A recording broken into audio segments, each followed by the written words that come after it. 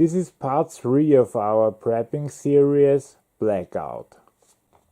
So what if this happens, if you're doing totally adult stuff? Hey, I'm Obi-Wan and I'm old and you'll never be in another movie, you little shit. And then suddenly this happens. So you find yourself in complete and utter darkness. What's the first thing you do? Okay, that's obvious. The second thing. You grab a flashlight, whichever is nearest, and get some light first.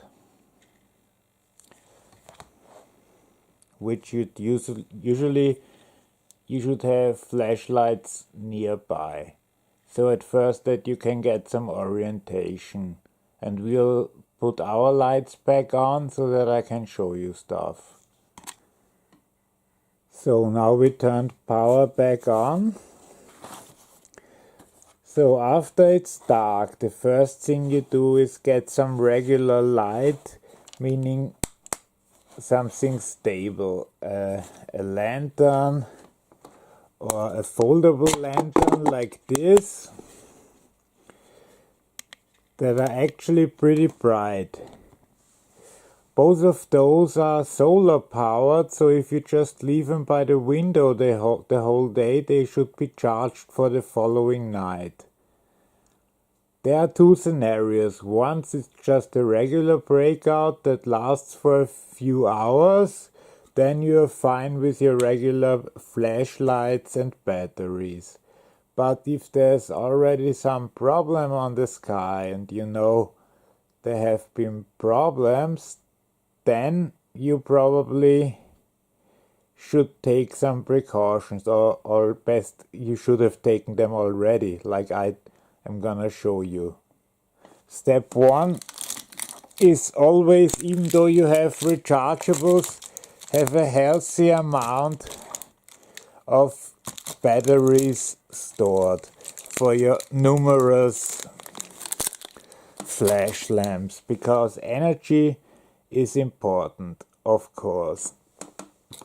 You should have a radio like this that actually works. It's also solar powered, although solar, if it's in the night and you should keep it charged, but you can also hand crank this, and you see I'm charging it, and like 1 minute of charging is 10 minutes of listening, because the first thing you want to do is get some information. If it's a regular blackout, you can still use your phone because the cell towers will have generators and you can use your phone directly or make a hotspot to your laptop, whatever. But if things are already bad, you need to find out what's going on, and a good radio is still your best choice, and one that's not dependable on regular batteries or power is of course advisable. Now we come to the important part. If it's really, and this is what the series of prepping is about, if this is a long-term scenario, so that you are without power for a couple of days or even longer, then you need to think about what you're gonna do. If you live in a house with your own grounds, it's easy. You just keep a generator around for a few $100 and some gasoline to run it. That's easy. But if you live in an apartment like me, you're fucked. No, I'm just kidding. There are ways, at least to have light. Or charge a tablet or phone, although if there's a longer blackout, your phone won't do you really any good because there are no cell towers in operation. So one thing you can do if you're low on energy already is take any of the batteries out of your phone, put it inside a charger that has not only an input but also an output like this €15 charger from Nightcore, and it will detect that there's one. Well, it detects. Okay, we have almost a full battery. Now you just plug it in.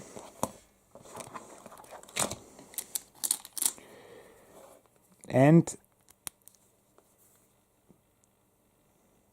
it doesn't charge the phone.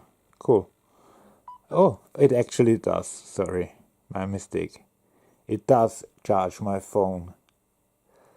This is just an example. I just told you phones are useless, but just to show you how strong those things are, they're charging a Samsung Galaxy S7 now, just with a regular battery. And one of these batteries could recharge a completely empty phone battery. Those have 3,400 milliamp hours.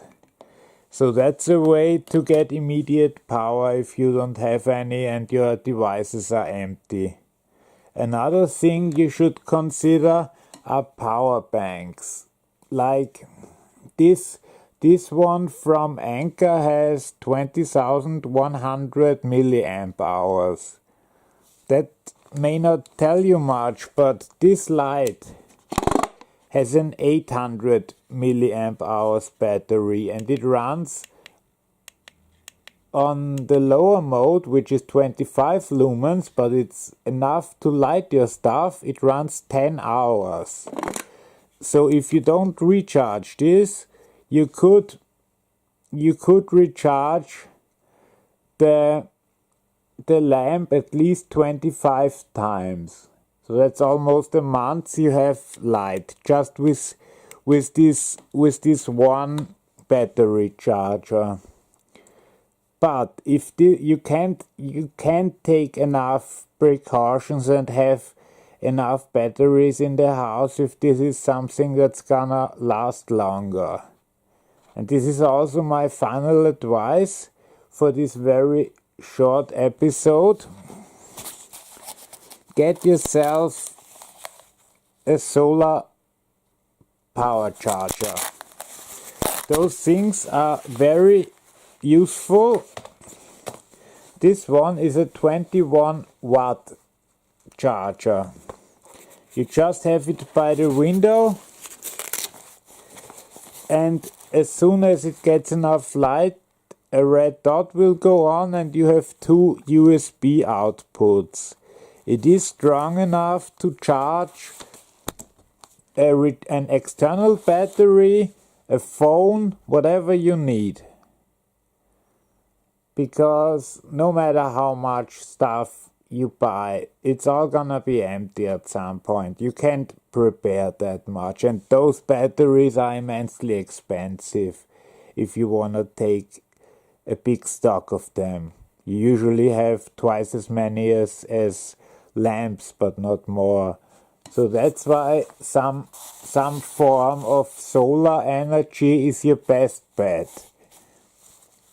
And for the regular lamps, in the beginning I would suggest that you don't use up your rechargeables, but that you use up the cheaply bought batteries, which are in this case from Amazon, but they actually handle themselves quite well. So this one has an Amazon battery in it right now, and I've so far had it run for about an hour, at full strength, which is 220 lumens on a AA battery. Well, about power you can't really tell too much, but you need to get an info. What is going on? Will this take longer? And then the most like the way that gets the best results for light is not to put a flashlight upside down and just tail stand it. It's to have a lantern. I like this collapsible one because first, it's much brighter than the other one. It is recharged within 1 day, and you could even use the 800 milliamps to recharge your phone, not to the extent that it's full or anything, because that's a fourth of a phone about, but that you can make an emergency call. Like I said in the beginning, the cell towers will still be up, but after a day or so it's all gone. And of course, don't forget to put your radio in the sun, and if there's not enough sun, you can get hand cranking, or you charge it via USB, again from the external battery source. Okay, this was kind of all over the place, but let's recap. You need some batteries, always. You need rechargeables, and you need rechargers that can also put out power to other devices. And you need a radio that runs on batteries, if it's for short term, or one like these that can sustain for years without a battery. I don't know how long the internal battery is gonna last, but pretty long, I figure, because normally lithium-ion batteries you can recharge up to 500 times, and I've listened for hours on this on this radio and hadn't had to recharge it yet. This is pretty much all I can tell you. I hope I was of some information to you. Yeah, so we'll talk about communication next time, because this one has already been long and no need to start with another topic. If this video was of some use to you, or if you enjoyed it at all, please like the video. If you have any questions, please comment, and if you want to see other videos like knife reviews and videos where I'm not all over the place, please subscribe. Have a nice day. Bye bye.